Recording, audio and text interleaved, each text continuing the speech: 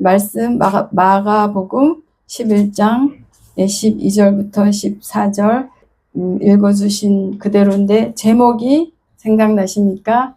열매 없는 자가 맹인입니다. 우리는 육체를 가지고 있기 때문에 눈에 보이는 대로, 귀에 들리는 대로 우리가 알고 있는 맹인은 앞이 안 보여야 맹인이죠. 그런데 이처럼 사사건건 우리는 그렇게 생각하는데 하나님이 말씀하시는 맹인은 또 다른 거예요. 하나님이 말씀하시는 맹인은 열매 없는 자다. 그러니까 이렇게 다른 거예요. 하나님의 관점과 우리의 관점이 하늘과 땅으로 다른 거예요. 근데 우리가 땅에 속해서 땅으로부터 배운 개념과 생각을, 가치관을 가지고 살다가 어느 순간 우리 주님을 영접하고 주님을 알게 되면서 일어나는 신앙생활이 다른 게 아니라 이제 이 땅에서 어디로? 하나님 아버지의 시각으로, 하나님 아버지 보는 것처럼 똑같이 보고 하나님 아버지 생각대로 생각을 쫓아가고 살려고 하는 그것이 신앙생활 아닙니까? 그런데 오늘 본문 보면 12절, 13절, 14절을 읽어보고 어떤 예수님인지 그냥 그대로 정리를 해볼게요. 본문을 보면서 정리를 해볼게요. 어떤 사람인지. 예수님이 만약에 우리 눈앞에 있다면 13절, 이 본문은 다 알고 있는 거죠. 무화과나무의 저주. 13절에 보니까 무화과나무를 보시고 혹시 그 나무에 무엇이 있을까 하여 가셨더니, 네, 가서 보신즉 잎사귀 외에 아무것도 없더라. 주님이 왜 무화과나무한테 가서 그 나무에 무엇이 있을까 하고 가신 거예요. 네, 다른 여러 가지 본문을 보면 주님이 배가 고프신 거예요. 때가 돼서. 근데 먹을 것을 찾아서 간 거죠. 무화과나무 열매 혹시 있을까 하여 시장하셔서 무화과나무에게 다가가서 열매가 있는지 없는지 찾아보신 거예요. 시장할 때 열매를 찾으시는 예수님이니까 주님이 필요할 때 무화과나무한테 가서 열매 줘 이렇게 하시는 예수님이잖아요. 그렇죠? 그럼 뭐예요? 필요할 때 요구하시는 하나님. 주님이 필요할 때 달라고 찾으시는 예수님. 맞습니까? 아멘. 네. 예수님 어떤 예수님? 당신이 필요한 것이 있을 때 요구하시는 예수님. 벌써 우리 반대로 뒤집어지죠. 예수님이 나한테 뭘 요구하면 되겠어요? 우리가 예수님한테 뭘 요구하려고 나왔는데, 그죠? 그런 신앙생활 한 거죠. 예수님 앞에 예수님이 이거 해주세요, 저거 해주세요. 우리가 우리의 필요를 주님한테 요구하려고 주님 앞에 나왔는데, 여기를 보니까 예수님이 필요한 것이 있으면 우리한테 요구하시는 예수님인 거예요. 그 다음에 또 보니까 뭐예요? 두 번째, 잎사귀 외에 아무것도 없는데 이는 뭐예요? 무화과의 때가 아님이라고 성경이 말하고 있죠. 이 말은 뭔 말이에요? 다른 과일들도 우리가 생각하면 다 때가 있잖아요. 봄이 되면 나오는 거, 여름이 되면 나오는 거, 가을이 되면 나오는 거. 우리 흔히 사과, 배, 요즘은 사실 사철없이 비닐하우스에서 다 재배하긴 하지만 가을에 보통 열매를 수확하잖아요. 그러면 이거는 무화과의 때가 아니라는 말은 가을에 열매 맺어야 될 이 열매를 언제 달라고 하시는 거예요? 네, 여름에도 좋고 봄에도 좋고 겨울에도 좋고 무화과 열매 맺히는 계절이 아닌데 무화과를 달라고 하는 거예요. 때가 아닌데 달라고 하는 거예요. 맞습니까? 네. 예를 들어서 가을에 맺히는 과일을 언제 달라고? 봄에 달라고 하는 거예요. 아직 새싹도 봄에 새싹이 나고 그다음에 자라서 꽃이 피고 열매가 맺는 이 때가 있잖아요. 그런데 때랑 상관이 없이 봄에 무화과나무한테 가서 열매 달라 이렇게 하시는 예수님인 거예요. 맞아요? 아니요. 네? 열매가 무성할 때, 네. 잎사귀가 무성할 때 가서 찾으셨어요. 네, 잎사귀가 무성할 때니까 이제 그래서 여름이라고 예를 들면 잎사귀가 무성할 때. 어쨌든 무화과 열매의 때다 아니다?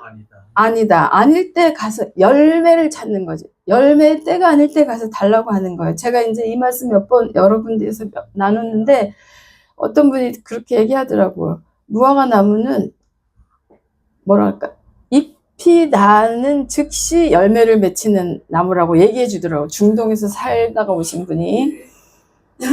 그래서 성경 본문하고 안 맞다. 이 성경 해석이 잘못됐다. 이제 그런 목사님도 계시더라고요. 그냥 우리는 지금 이제 보이는 대로 어린아이처럼 단순하게 또 이 성경이 뭐 번역이 맞니 틀리니 그래서 또 세상이 시끄럽잖아요. 이 성경만 봐야 된다. 이런 또 이단도 있잖아요. 이 성경 외에 나머지는 다 사탄의 뭐 성경책이다. 이러는 거기까지 나가는데 우리는 글자를 읽는 사람들이 아니잖아요. 성경책을 읽는 사람들이 아니잖아요. 물론 글자로 돼 있지만 성경이지만 이것을 하나님이 하신 말씀으로 영으로 생명으로 받잖아요. 글자를 보고 이렇게 말하는 이렇게 써 있는 그 쓴 사람들의 마음을 헤아리는 사람들이 헤아릴 줄 아는 사람들이 우리잖아요. 그래서 계시록의 7 교회들을 향해서 계속 반복되는 소리가 뭐예요? 귀 있는 자는 들으라고 얘기하시잖아요.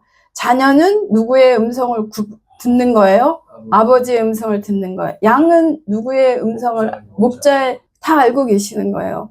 근데 무화과 때가 아닌데 주님이 열매를 달라고 하시는 거예요. 자, 처음에 예수님 어떤 예수님?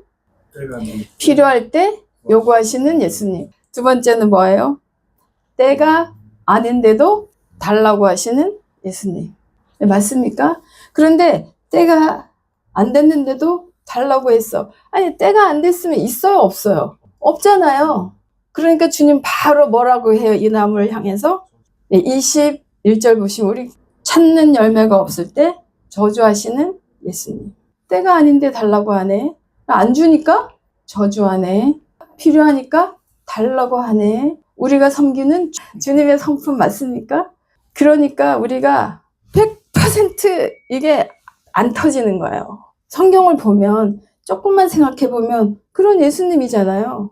근데 우리는 예수님 그럼 뭐예요? 다 좋은 그림만, 좋은 것만, 선한 것만, 아름다운, 맞아요. 그거 맞아요. 맞는데, 근데 그 사이와 이 사이에 우리가 다 마음이, 성경을 한번 좀 읽어봐야지. 그리고 진짜 예수님 어떤 사람이야? 예수님을 사랑하고 예수님을 섬겨야 된다는데 이 예수님 믿어도 되는지, 내가 이 예수님을 위해서 내 생명을 다 걸고 내가 이 예수님을 따를 건데 그럴 만한 사람인지 봐야 되잖아요. 그냥 보다 보니까 이런 거예요. 이분을 100% 찬양할 수 있습니까? 필요할 때 달라 그러고 때가 아닌데도 달라 그러고 안 주니까 어떻게 해? 저주하시는 예수님 100% 찬양할 수 있습니까? 바꿔 생각하면 만약에 우리 집 대표가 학교 대표가 이런 사람이야. 회사 오너가 이런 사람이야. 시도 때도 없이 와서 달라고 해. 그래서 안 주니까 어떻게 해? 저주를 해. 그러면 우리가 그런 사람들 보고 뭐라고 하겠어요? 그런 리더를 보고. 만약에 어떤 왕이 그런 왕이라면 선한 왕이라고 할 수는 없겠죠. 만약에 그런 사람이 있다면 아니 자식을 키워서 공부를 시켜서 직장을 잡아서 그리고 나서 용돈 줘라 이렇게 말해야지. 이거 자식 키우고 교육도 안 시키고 어느 날 용돈 내놔 이런 부모 있으면 그 부모는 어떤 부모예요? 하여튼 이런 예수님인 거예요. 그래서 우리가 찬양하려다가 움찔움찔 하는 거죠. 주님 나한테 달라고 할까봐, 주님 나보고 헌신하라고 할까봐, 뭐 내놔라고 할까봐 적당한 거리에서 적당하게 거기 계세요. 난 여기 있을게요. 그리고 주님이 축복한 것만, 주님이 복 받는다는 것만 향해서 달려나갔었는데 지금 보니까 나한테 열매가 없으면 주님 어떻게 한대요? 저주하신다고 하니까 이 찬양하자니 그렇고 또 안 하자니 그렇고 헌신하자니 그렇고 안 헌신하자니. 자, 그래서 이런 예수님은 아니잖아요. 그렇죠? 그런데 그러면 이게 왜 써 있는 거예요? 그러니까 우리가 하나님 말씀을 보고 깨달아야 되는 거예요. 영으로 들어가야 된다는 말이 뭐예요? 마음으로 들어가야 된다는 거예요. 예수님 분명히 정확하게 똑똑하게 저주하셨어요. 예수님이 지나가실 때 이 무화과를 본 거예요. 그 예수님이 이 무화과 나무에 잎만 무성하고 열매가 없다는 걸 알았을까요? 몰랐을까요? 아시죠? 예수님이라면. 그럼 왜 이런 일을 하냐고. 예수님 보고 열매 없는지 이미 아신 거예요? 열매 없는지 아시는 주님이 가가지고 열매 없어. 너 죽어. 이렇게 저주하신 거잖아요. 왜 이렇게 하셨던 거예요? 지금 예수님 이 땅에 계실 때 제가 처음에 말씀드렸듯이 주님이 전한 복음이 있다고. 그 복음이 무슨 복음? 천국 복음이라고. 그래서 우리가 예수님을 믿습니다 하는 사람들은 뭐 이제부터 천국 백성이라고, 다 천국 백성이라고 예배하는 자리에 있는 거잖아요. 다 기도하고 다 예배하고 다 찬양하는데 천국은 죽어서 가는 천국으로 생각했다면 아니라고. 지금 하나님을 믿는 믿음이 있다면 그 자는 천국 백성이고, 그러면 지금부터 천국을 사는 그 자가 죽어서도 천국 간다고 했는데 그 천국에 대해서 우리가 모르는 거예요. 교회를 그렇게 다녀도.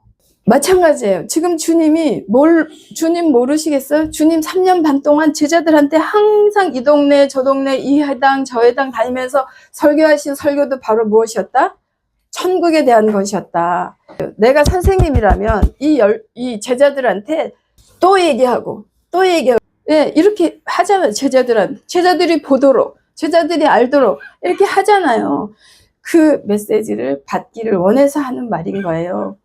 근데 그냥 우리 생각으로는 이해가 안 가는데 영으로 보시면 이제 이해가 가요. 그게 무슨 말이냐? 성령으로 들어가면, 하나님이 열어주신 천국으로 들어가면 때가 없는 거죠. 열매가 없을 때는 어떻게 한다고? 네, 열매 없는 나무는 찍어버린다. 그러면 무엇이 열매예요? 우리가 또 이렇게 아까 열매에 대해서 찬양하고 알곡과 가라지 얘기를 하잖아요.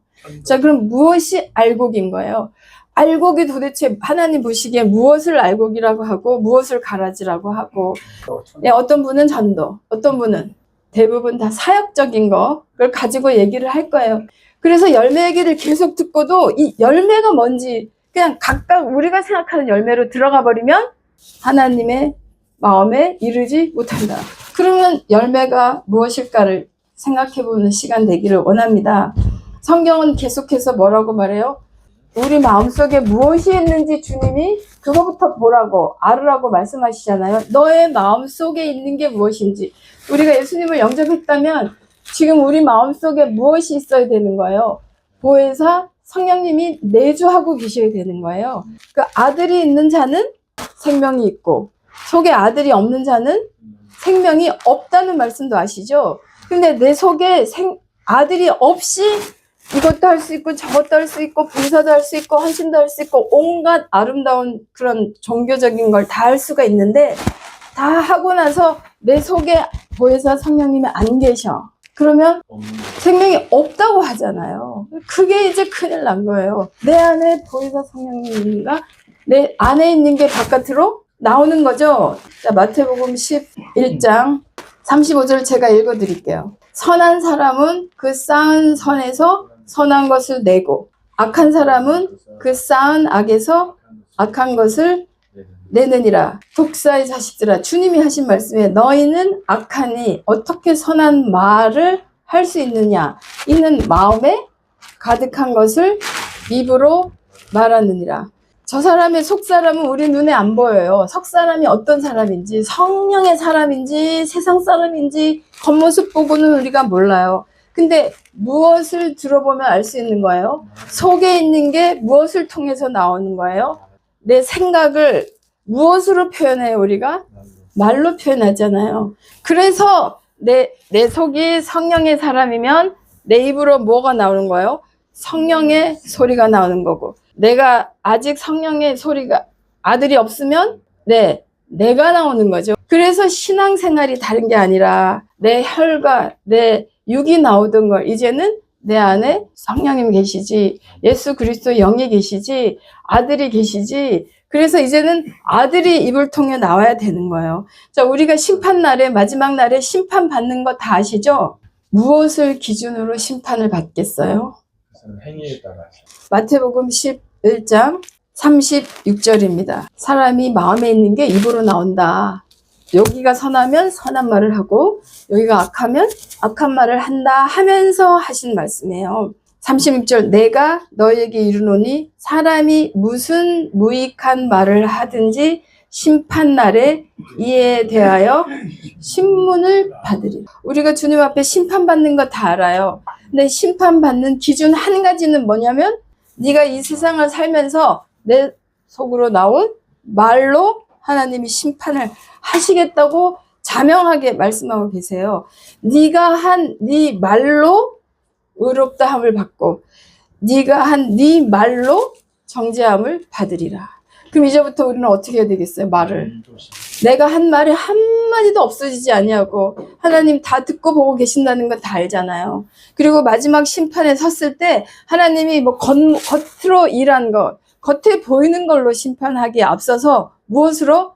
이 세상에 애기로 응애 하면서 첫성을 발한 그 소리부터 마지막 눈 감을 때까지 소리를 가지고, 근데 우리가 겉모습이 그 사람이 아니라 처음에는 겉모습을 보지만 그 말이 그 사람인 거죠. 그렇게 말하는 그 사람이 그 사람인 거잖아요. 속에 있는 게 나오는데 그럼 내 속에 열매가 있으면 열매가 나와야 되는 거지. 이 열매 없으면 주님이 나랑 상관없다.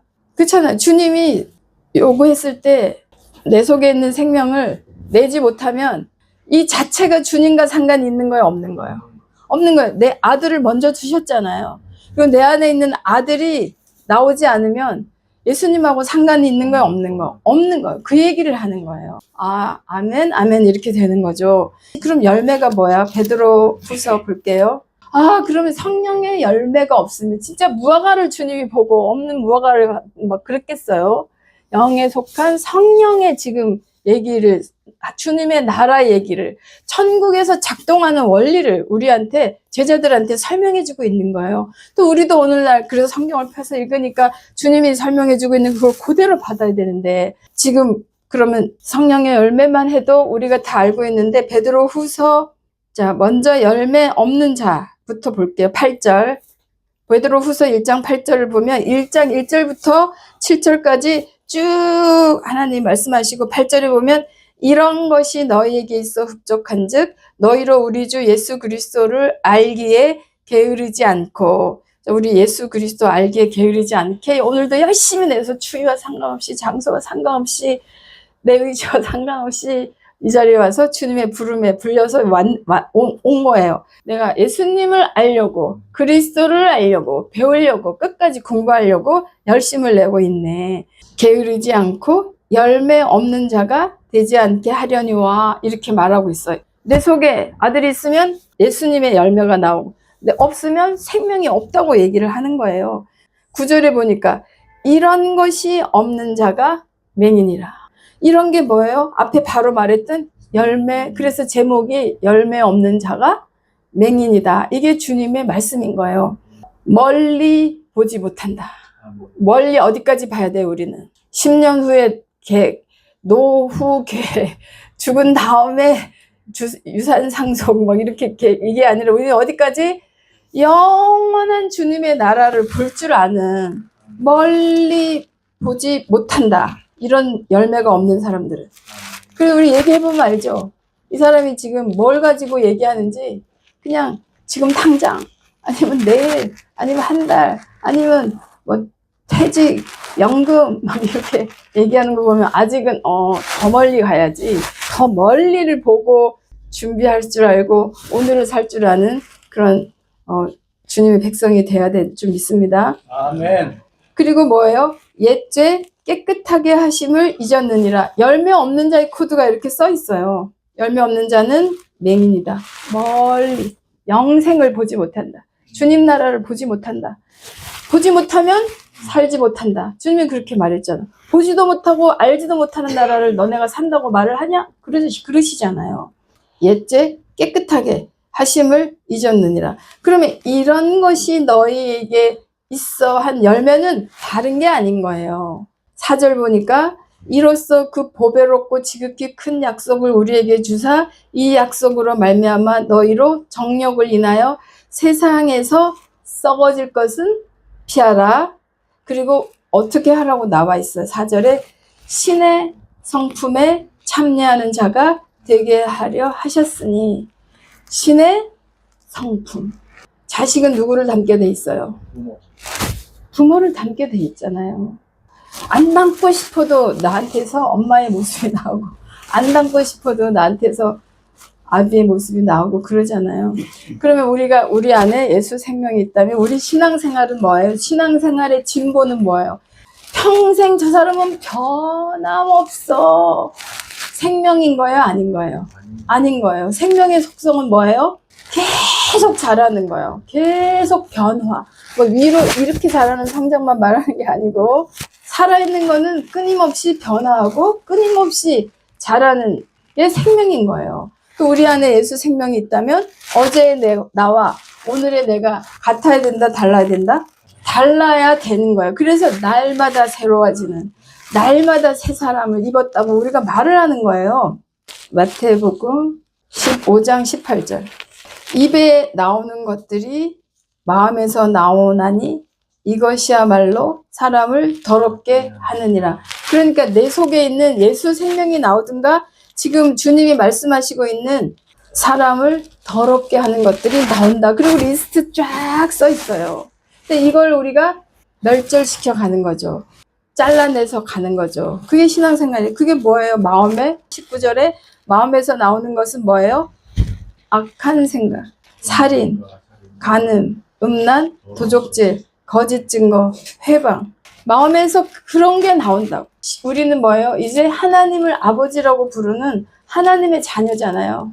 그럼 우리 속에 우리가 어제하고 오늘하고 다르고 날마다 자라간다면 우리에게 어떤 모습이 나와야 되는 거, 어떤 코드가 나와야 되는. 지금 베드로후서 1장 4절의 말씀에 의하면 신의 성품이 나와야 되는 거예요. 하나님의 성품이 나와야 되는 거예요. 근데 하나님의 성품, 어떤 게 하나님의 성품이야? 믿음의 믿음, 덕의 지식을, 지식의 절제를, 절제의 인내를, 인내의 경건을, 경건의 형제 우애를, 형제 우애의 사랑을 공급하라. 이런 게 우리 속에 있는지 없는지를 보고 살아야 신앙생활인 거예요. 이게 없이 다른 걸 내가 열심히 나는 열매 맺었어. 뭐 선교 가서 우물을 10개 좋아요. 그만큼의 열매가 있고 그만큼의 영광이 있는데 그쪽으로 달려나가다 보면 내 속에 신의 성품이 안 나타나. 그러면 어떻게 돼? 우리는 퀘스천 마크를 해야 되는 거죠. 우리가 교회에서 같이 이렇게 예배드리고 찬송 드리고 있는 건 의심하지 않고 불안해하지 않고 오늘 오다 가다 처음 봤는데도 이렇게 경계를 왜 안 하는 거예요?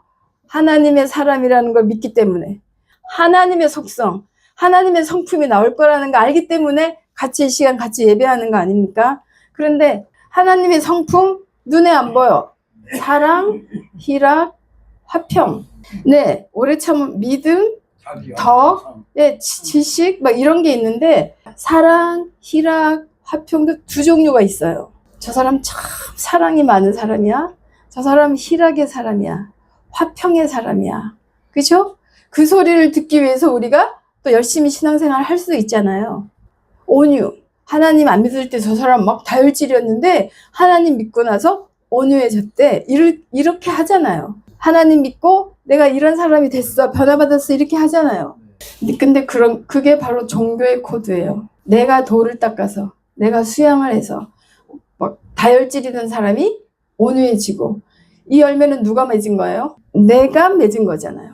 내 속에 있는 걸로 내가 그냥 공부를 하고 돌을 닦고 수양을 해가지고 만든 열매인 거잖아요. 성령의 열매는 누가 맺는 거예요? 성령님. 성령의 열매란 말은, 열매는 누구 열매라는 거예요? 성령이 맺으시는 열매인 거예요. 네, 근데 우리는 사랑을 누가 하려고 한 거예요? 내가 하려고, 사랑하려고. 그게 이제 교회에서 해야 되는 일인 줄 알고. 충성 누가 하려고? 내가 하려고. 절제 누가 하려고? 내가 하려고 했던 절제가 있고. 그런데 도 닦는 수준이 우리는, 기독교는 아니다. 수행의 수준이 아니다.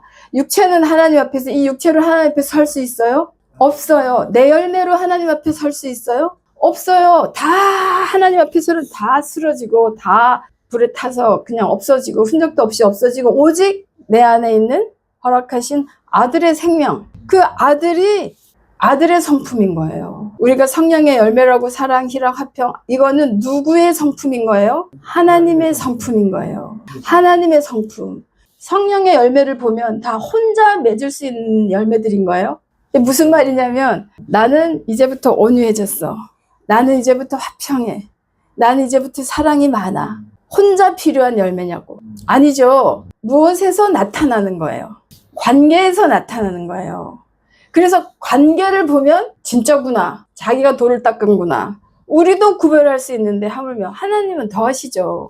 하나님은 더 하시죠. 이게 내 자식, 내 성품이 나온 건지. 그쵸? 관계로 증명되어지는 성령의 열매인 거예요. 나 혼자 화평 할 수 있지. 그렇지 않아요? 우리 혼자서 기도하고 혼자서 찬양하고 혼자 있을 때는 평안하고 문제도 없잖아요. 그런데 딱 누구를 만나는 순간 화평이 소리가 나오고 왜 저래? 아, 왜 저러냐고 이게 나오잖아요. 아직 아닌 거죠. 네. 그래서 오늘은 한 가지 성령의 열매는 누구 열매라는 것? 성령 하나님의 열매라는 것. 그래서 우리가 외우고 있는 그 모든 열매는 다 하나님을 말하고 있는 거예요. 다 하나님을 말하고 있는 거예요.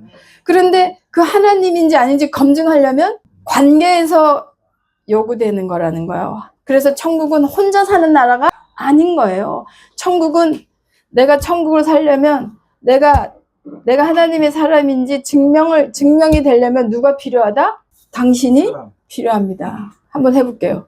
나는 당신이 필요합니다. 네, 나는 당신이 필요합니다. 그래서 모인 곳이 교회 공동체인 거예요. 그러니까 그런데 모여가지고 사랑을 받아봤어요. 말이지.